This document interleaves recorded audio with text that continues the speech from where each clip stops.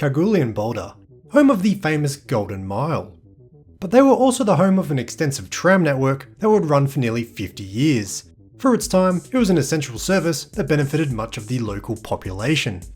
After gold was discovered in 1893, the town sites were quickly established. As the population grew and development increased, community essentials were required, such as public transport, especially in a time before widespread usage of motor cars. There were, and still are, significant railways in and around Kalgoorlie. No doubt they will feature in future videos, but today we're focusing on the trams. Much like the Perth network, which I've previously covered, it was originally owned and operated by the English. The two companies would have very close ties, even being situated in the same London building. Correspondence studied during research lists the exact address as 2829 St Swithin's Lane.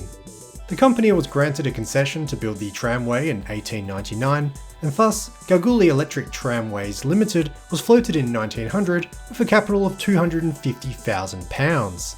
Additionally, £200,000 in debentures were also issued to build the trams. From there, the project began and construction commenced. Let's delve into the history, how it worked, and why it no longer operates.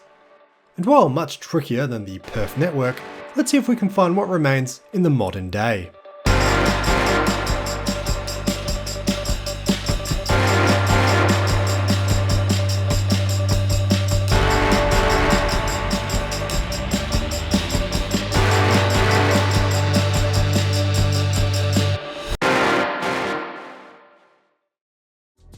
I mentioned correspondence used for research. I found these letters in the State Archive, and it was a serious stack. These are the original letters between a constructing engineer called S.W. Childs, whose phone number was only 3 digits long, and the headquarters back in London. They are dated from 1901 to 1903 and weren't photocopies either. As you can imagine, they were quite fragile. I felt like I shouldn't have been allowed to handle them, to be honest. Not my greasy sausages. I'm guessing they must have been sent back from London at some point, as I didn't see any letters from London to the engineer. Regardless, they were a fascinating read. The letters discuss issues like locating freehold land, logistics of material transport, details of construction, and invoices of associated costs. There's even mention of payroll, with a number crossed out and amended to a higher value. See, even infrastructure projects back then would have budget blowouts. The first spike was driven outside the Palace Hotel in 1901, and the construction of the tram lines began. The car barn was built in 1902. This was one of the largest structures in the area, measuring approximately 90 metres long and 18 metres wide. The trams themselves were purchased from the J.G. Brill Company in Philadelphia. They were shipped over in parts and assembled in the newly built car barn. There were two types of trams.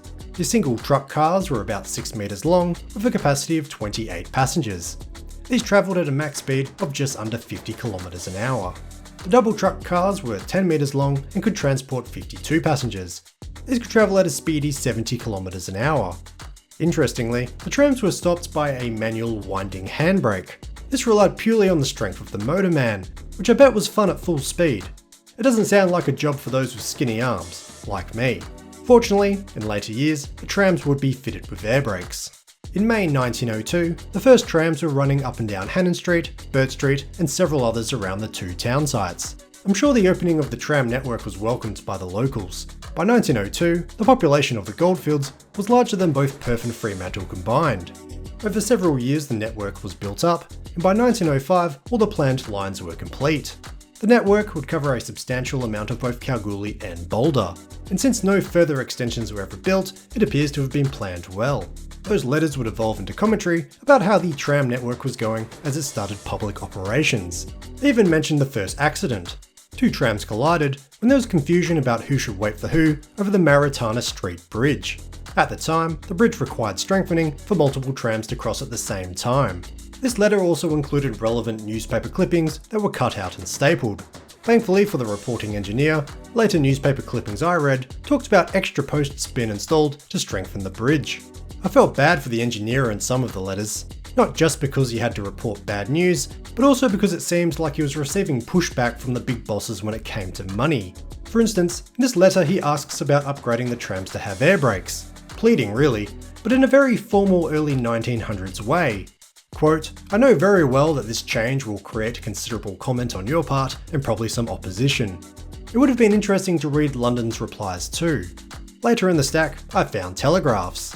There's nothing of note in the content, but I don't think I've ever held an original telegraph. They're simply titled as Electric Telegraph, Western Australia. I guess one day I'll have to make a video about the local telegraph network." As the letters stack progresses, I feel sorrier for the engineer. By December 1902, he talks about how he must have a holiday by the quote, sea coast. I wonder if he was a Londoner himself. I can hardly imagine Kalgoorlie in that time being what he was accustomed to. I didn't read everything, but there were hundreds of letters and telegraphs. Later correspondence would list itemised earnings. It looks like in 1902, between the 20th to the 25th of December, the total earnings were £943. There was also an ongoing drama with what was called a sprinkler car. This would clean the dust build-up in the grooves of the rails. Apparently, it was suffering from shoddily built axles, and fingers were beginning to be pointed at a company called J.G. White & Co. Speaking of the rails, most of it was double-tracked and ran for nearly 15 route miles.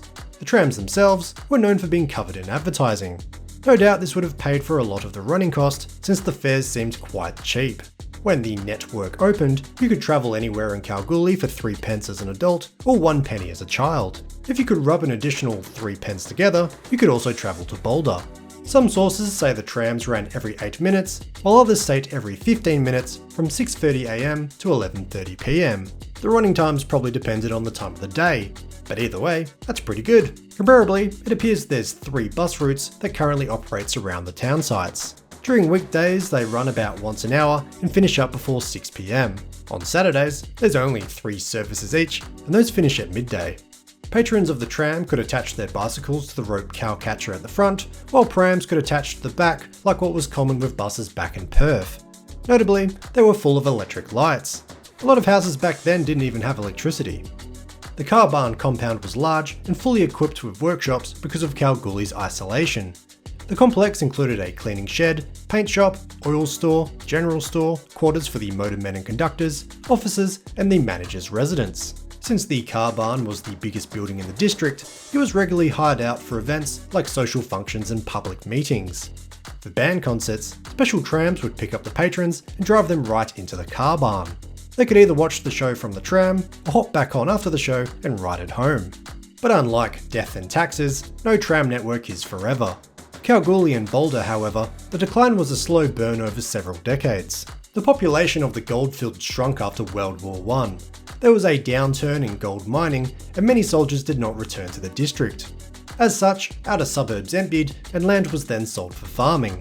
The trams were no longer viable in those areas because of low patronage, so those lines were pulled up from the mid to late 20s. This left just the main lines, plus the connections between the two towns. Fortunately, in the early 30s, there was an uptick in the gold industry.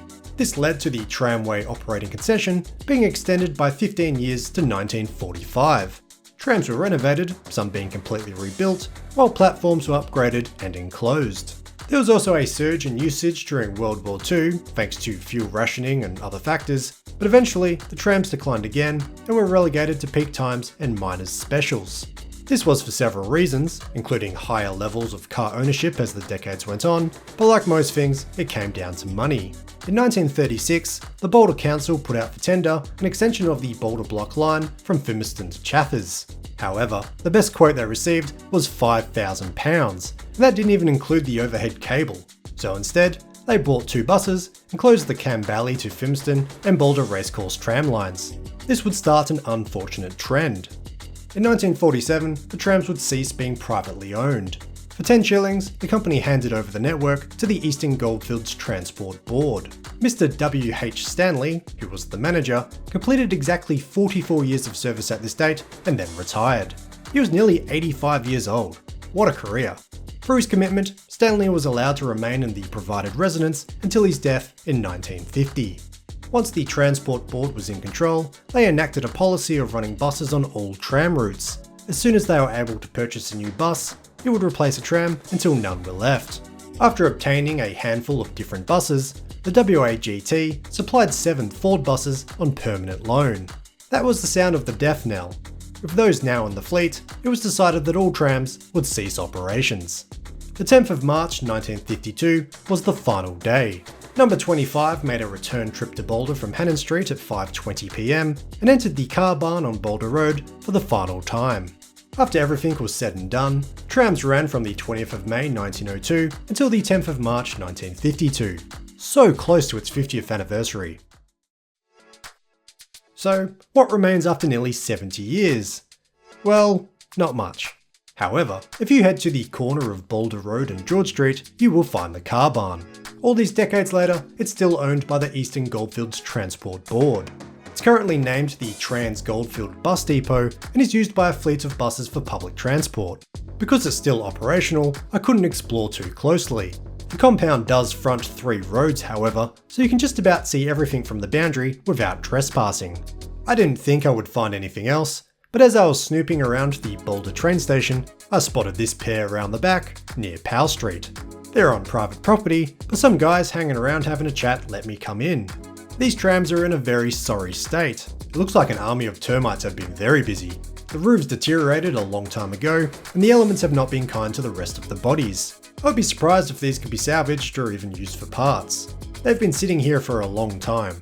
I found this blog from 2011, where they were far from being in good condition, but you can see how much they've deteriorated since then. The blog mentions that even back then, there wasn't any local support for restoration and that they would probably be moved to Perth.